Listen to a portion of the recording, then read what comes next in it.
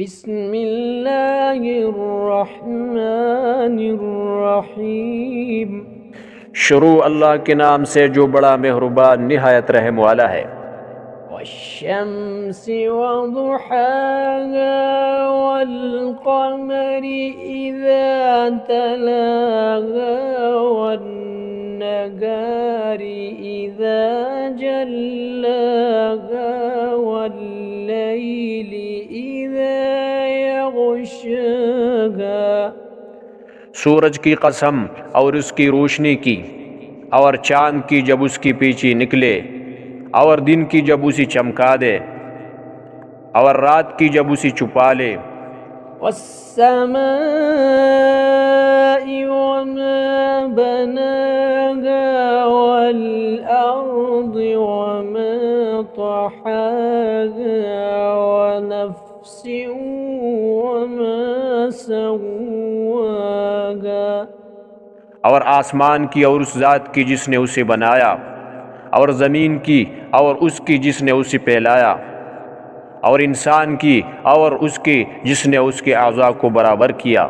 فَأَلْهَمَهَا فُجُورَهَا وَتَقْوَاهَا۔ پھر اس کو بدکاری سے بچنے اور پرہیزگاری کرنے کی سمجھ دی۔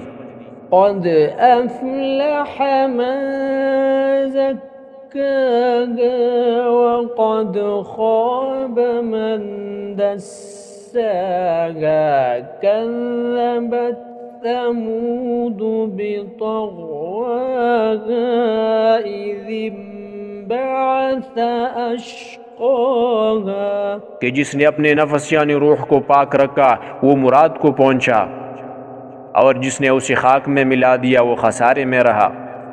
قوم سمود نے اپنے سرکشی کے سبب پیغمبر کو جھٹلایا جب ان میں سے ایک نہایت بدبخت اٹھا۔ فَقَالَ لَهُمْ رَسُولُ اللَّهِ نَاقَةَ اللَّهِ وَسُقْيَاهَا فَكَذَّبُوهُ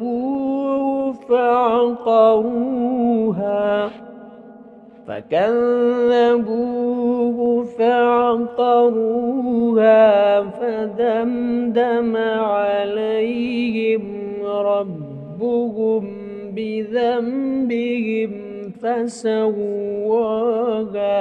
وَلَا يَخَافُ عُقْبَاهَا۔ تو اللہ کے پیغمبر صالح نے ان سے کہا کہ اللہ کی اونٹنی اور اس کے پانی پینے کی باری سے حذر کرو، مگر انہوں نے پیغمبر کو جھٹلایا اور اونٹنی کی کونچیں کاٹ دی، تو اللہ نے ان کی گناہ کے سبب ان پر عذاب نازل کیا اور سب کو ہلاک کر کے برابر کر دیا، اور اس کو ان کے بدلہ لینے کا کچھ بھی ڈر نہیں۔